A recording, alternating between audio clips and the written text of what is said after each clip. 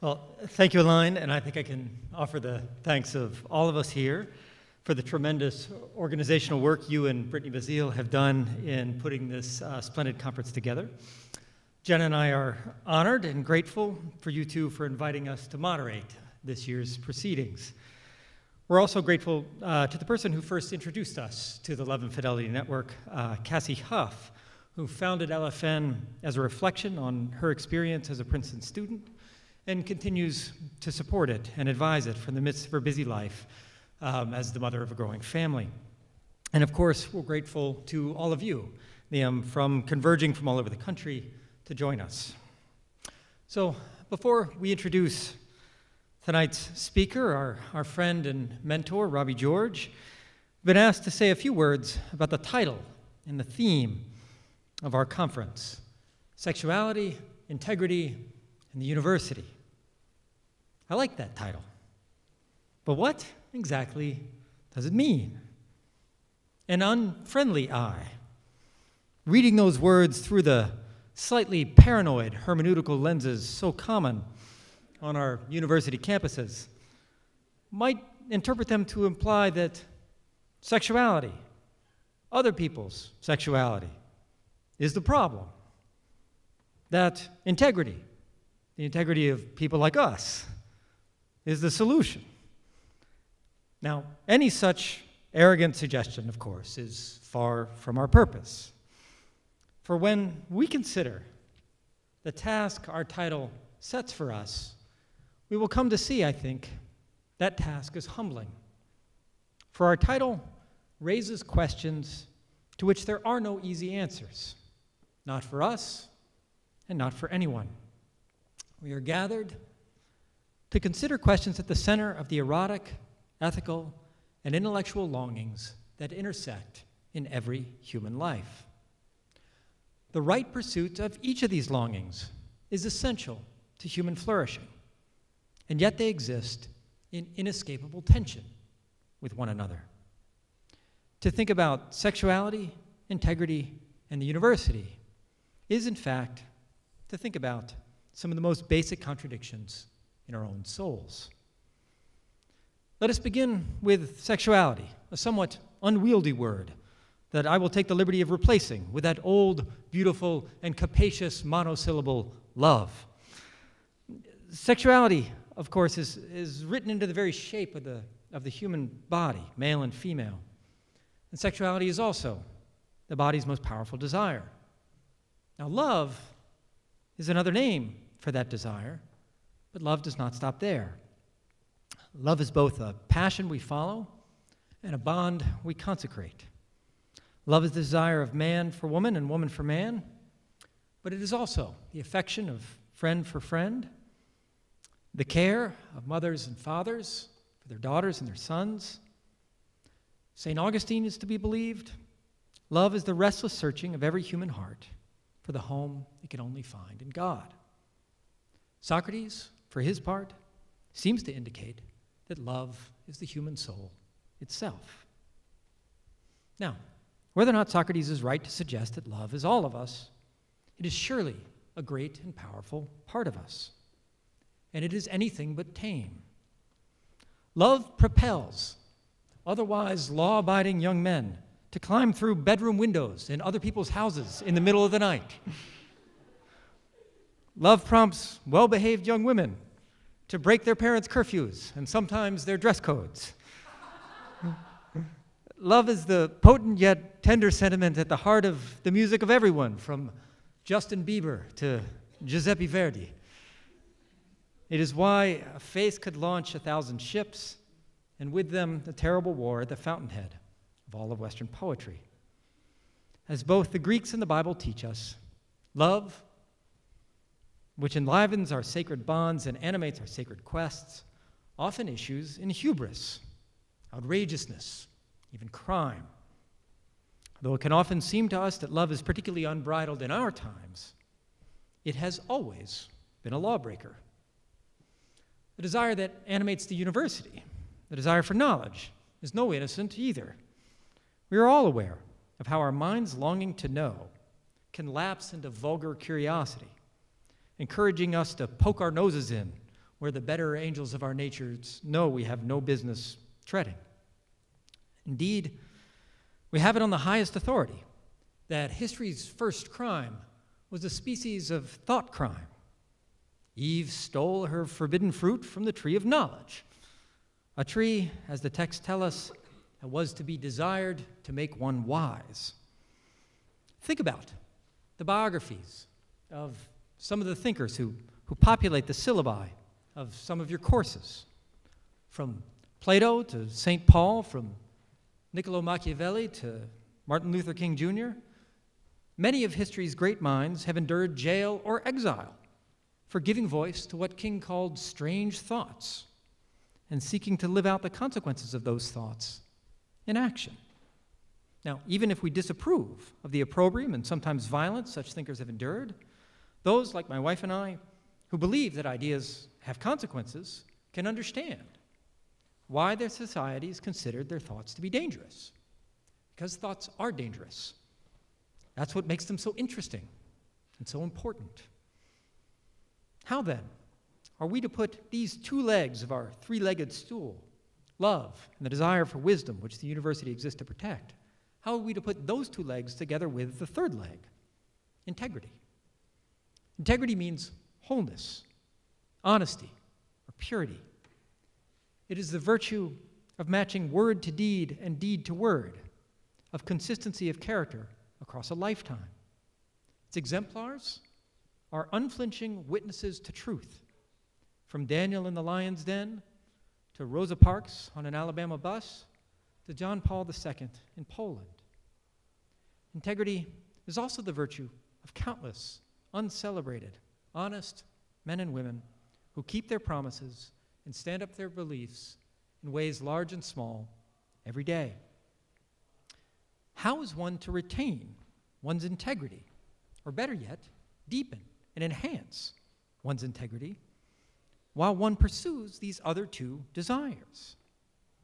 How are we to be, as both Plato and the Bible encourage us to be, erotic and intellectual seekers, willing to defy common opinion for the sake of those quests, and at the same time, men and women of integrity, morally sure-footed and solid, given the many dangers of erotic and intellectual lawlessness to which I have alluded? What, in short, is integrity for a soul that must take its firm stand while it is in motion, on a quest? Such are the questions before us. My wife, Jenna, will now say a few words about how our erotic and intellectual desires may be brought together with our moral aspirations in a particular life, that is, her life, which, on a beautiful day some 14 years ago, thankfully became our life.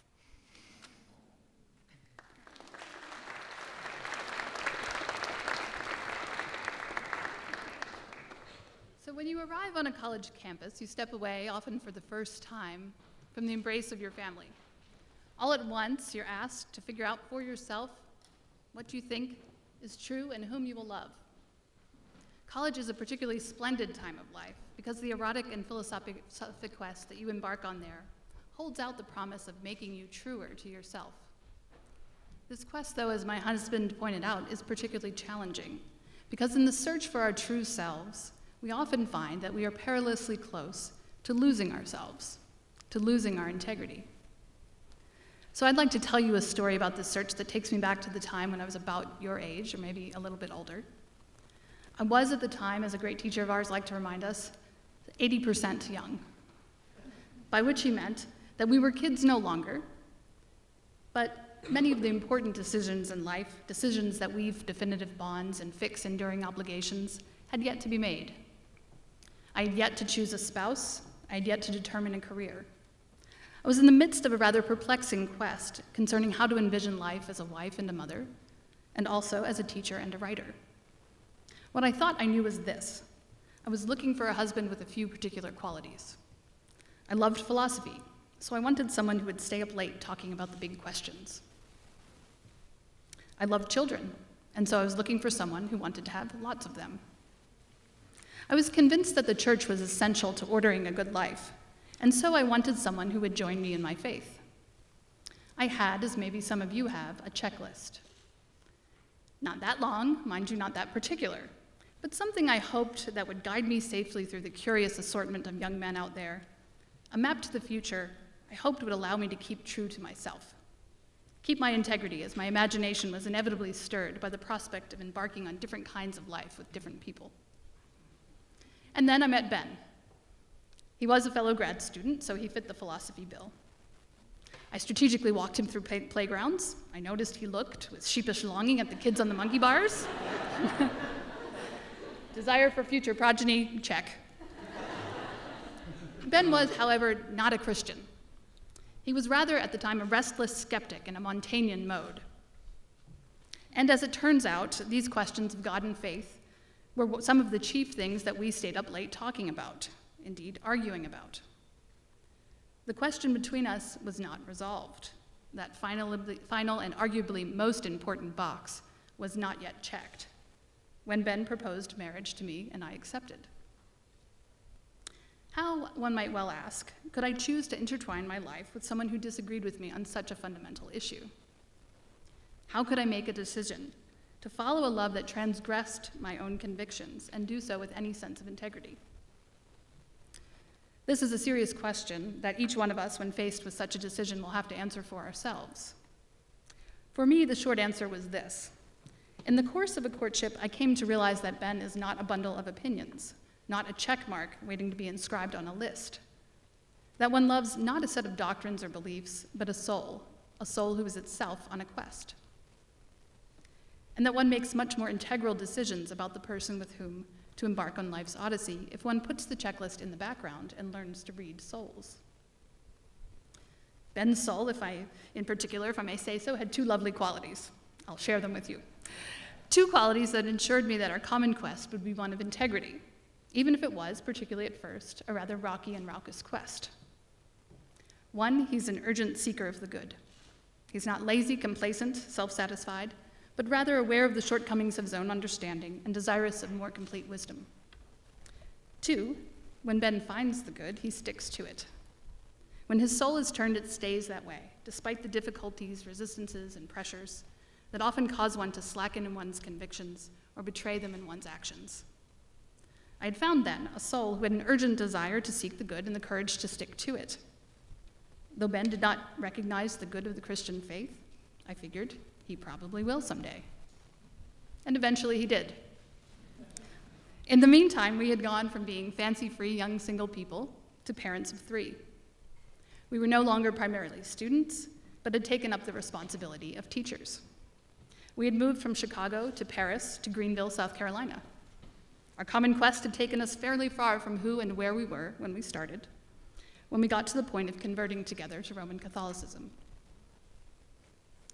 Now, I've told you this story because I've come to think it shows something essential, both about the nature of intellectual seeking and about the quest at the center of the desire to love. That answers to our deepest questions simply cannot be set out beforehand. Real questions bring answers that surprise us in some way. The search for love and wisdom is precisely a desire to be surprised, to be transformed. It necessarily involves the desire to humble yourself and lose sight of yourself for a little while in order to become part of something greater and more perfect. Our lives cannot be made subject to checklists and slogans. They simply will not cooperate. And if we try to force this, we will not be true to ourselves, true to the erotic and intellectual quest that is a precious gift of human nature.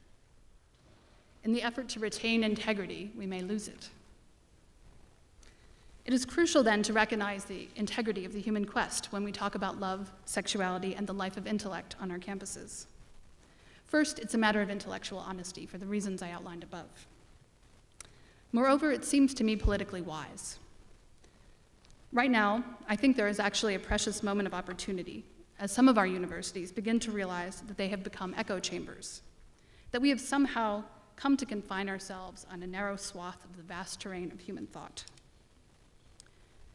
People who are willing to stand up for unfashionable opinions, people like the speakers at this conference and the students and faculty involved in Love and Fidelity network groups, are in some places at some times being cautiously invited to the table.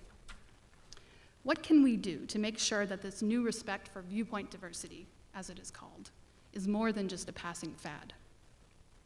First, I say, follow the advice of Dr. George and other Ivy League professors who have recently written an open letter to students encouraging them to, quote, take the trouble to learn and honestly consider the strongest arguments to be advanced on all sides of questions.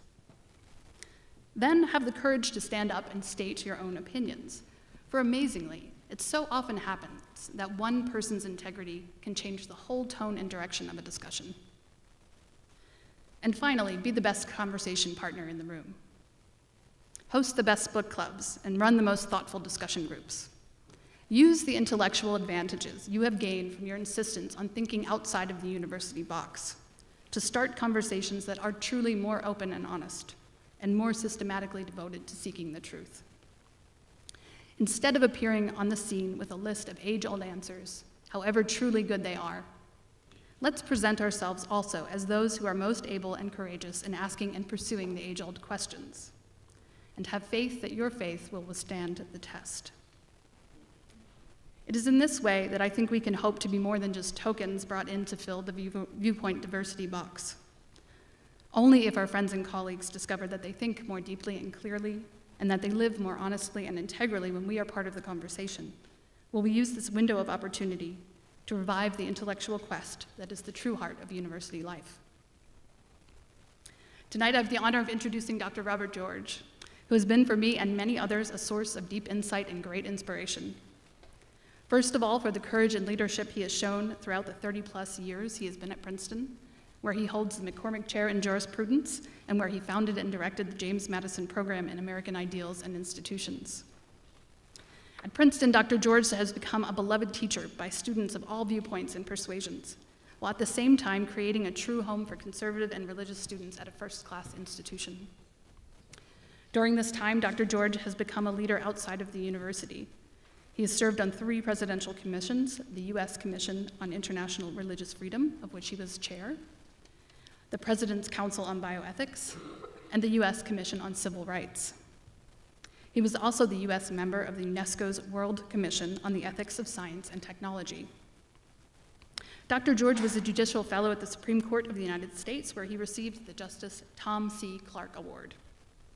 He is a recipient of the U.S. Presidential Citizens Medal and the Honorific Medal for the Defense of Human Rights of the Republic of Poland, and he's a member of the Council on Foreign Relations. Dr. George graduated from Swarthmore College and holds degrees in law and theology from Harvard, as well as a doctorate in the philosophy of law from Oxford University. In addition, he has received at least 18 honorary degrees and counting. You can find a number of further accomplishments, including a list of his numerous books and articles in your program. I might point out, though, that one of the most important things Dr. George does won't be found on the list. It's the example that he sets by engaging in public conversation with other great minds like Peter Singer, and particularly with his friend Cornel West, in a manner that combines both great force and graciousness. In those conversations, you will find that Dr. George is not out to score a point or even just to represent his point of view. In watching Dr. West and Dr. George talk, one sometimes sees the astonishing phenomenon of a great intellect suspending its march for a moment to take in the thought of another. Dr. George is one of the only people I know who philosophizes on stage. He does this to render himself an example for all of us of what intellectual seeking looks like. We are so grateful that he has chosen to join us tonight and to share his thoughts on academic freedom, self-mastery, and the liberal arts.